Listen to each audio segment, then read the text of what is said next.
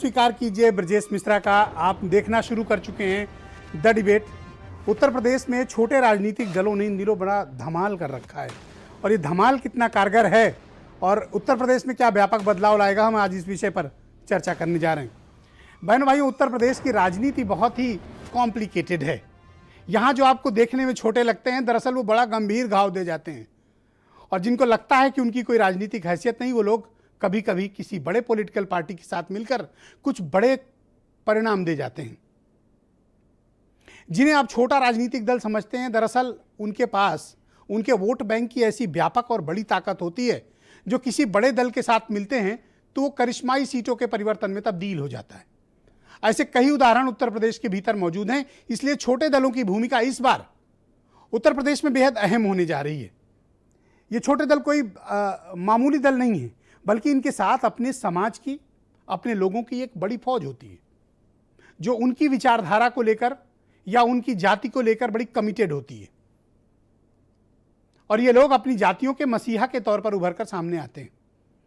उत्तर प्रदेश की राजनीति में जब आप आते हैं तो ऐसे दलों की आवश्यकता हर पॉलिटिकल पार्टी को पड़ती है, चाहे वो भारतीय जनता पार्टी हो, चाहे समाजवादी पार्टी हो, या बीएसपी हो, या फिर कांग्रेस। सभी को इसकी आवश्यकता है, चाहे अब आम आदमी पार्टी। मसला इस बात का है कि इसे कैसे, कौन पार्टी की तरफ ये छोटे दल ज्यादा जा रहे हैं। जिनके साथ इनकी संख्या अधिक जाएगी, राजनीति में परिणाम उनको ज्यादा अधिक मिलेगा, यह तय बात है। क्योंकि ये जो पॉलिटिकल पार्टीज होती हैं, जिनको छोटा दल कहा जाता है, दरअसल अपने अपने क्षेत्र में ये बेहद ताकतवर होते हैं, और इनकी अपनी कम्युनिटी पर, अपनी जाति पर बड़ी व्यापक पकड़ होती है। अगर आप राष्ट्रीय लोक दल को देखें तो पश्चिमी उत्तर प्रदेश के एक बड़े हिस्से पर उसका अच्छा खासा वोट बैंक है।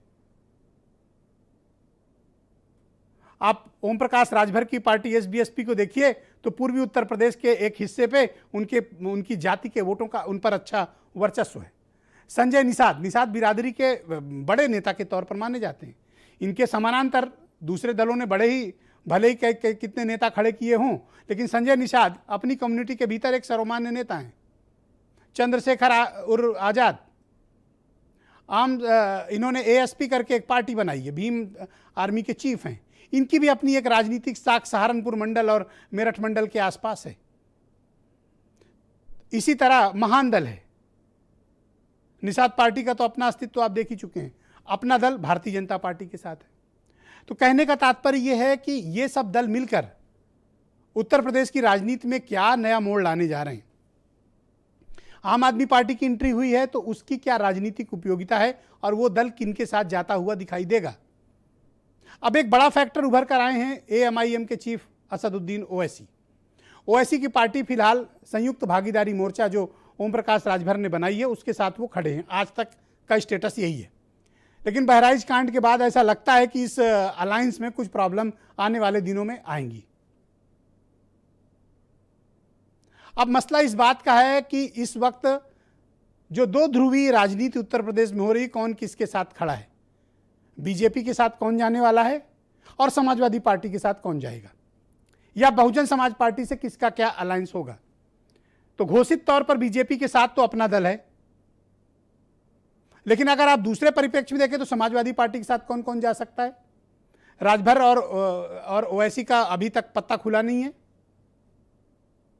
पिछले दिनों एक मसला आया कि ओम प्रकाश राजभर की अरविंद केजरीवाल से मुलाकात हुई, लेकिन उसका बहुत स्ट्रांगली खंडन आम आदमी पार्टी की तरफ से आ गया। इसका मतलब वो मुलाकात नहीं हुई थी।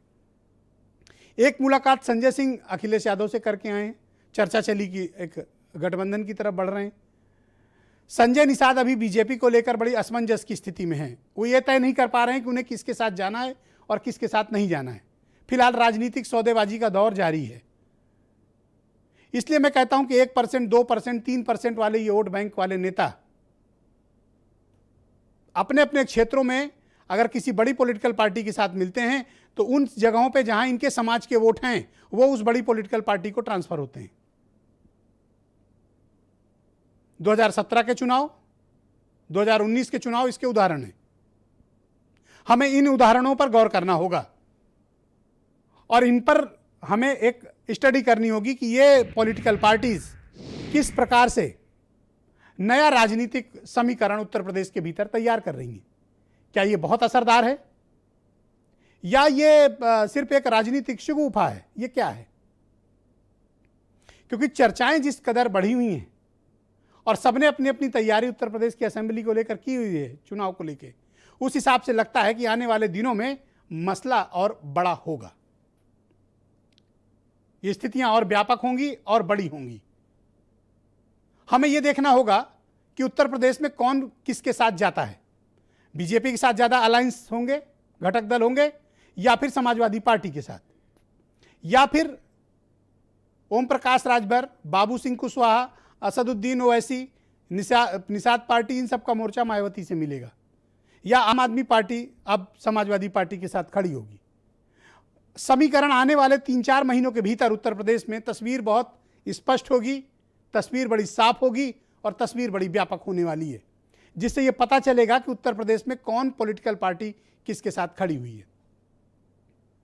लेकिन यह भी मत भूलिए कि उत्तर प्रदेश में क्षेत्रीय मसले, उत्तर प्रदेश के व्यापक बड़े इश्यूज, ये एक बड़ा मुद्दा है। एंटी इनकम्बेंसी का फैक्टर बीजेपी का भी पीछा करेगा। विपक्ष का बिखरा होना बीजेपी को फायदा दे रहा है, लेकिन एंटी इनकम्बेंसी का फैक्टर भी बीजेपी के लिए चिंताजनक है। वो घटक दल जो उनके साथ थे आज उनके खिलाफ खड़े हो रहे हैं, चाहे ओम प्रकाश राजभर हो, चाहे संजय निषाद हो। अपना दल आधिकारिक तौर पर बीजेपी के साथ है, इसमें कोई दो राय नहीं है, लेकिन अपना दल के प्रभाव को कम करने के लिए कुछ और दल भी खड़े हो रहे हैं। तो क्या ये सब मिलकर उत्तर प्रदेश की राजनीति में कोई परिवर्तन लाने वाले हैं, या उत्तर प्रदेश अपनी परंपरागत राजनीतिक प्रणाली में ही चलेगा जैसे अब तक 10, 15, 20 सालों से चलता आया है, या फिर उत्तर प्रदेश इस बार इशू बेस्ड, समस्या पर आधारित राजनीति को पर ज्यादा फोकस करेगा? हमें देखना होगा, क्योंकि 2022 के चुनाव कई मायनों में बेहद महत्वपूर्ण है और कई मामलों में बेहद निर्णायक होने वाले हैं। इसलिए भूमिका सबकी तय है, चाहे बड़े दल हों और चाहे छोटे दल हों। इस बार उपयोगिता सबकी है। कौन किसके साथ गठबंधन में जाएगा, उसकी उस उपयोगिता को उस प्रकार से साबित होगी। तो ये परिणाम 2022 कई तरीके के प्रयोग को भी लेकर आने वाले हैं, और इस बार का चुनाव बहन भाइयों बहुत ही दिलचस्प होने जा रहा है। मैं चाहता हूं कि कुछ आप स्टेटमेंट सुने, कुछ बयान सुने, फिर एक बड़ी परिचर्चा को हम आगे बढ़ाएंगे।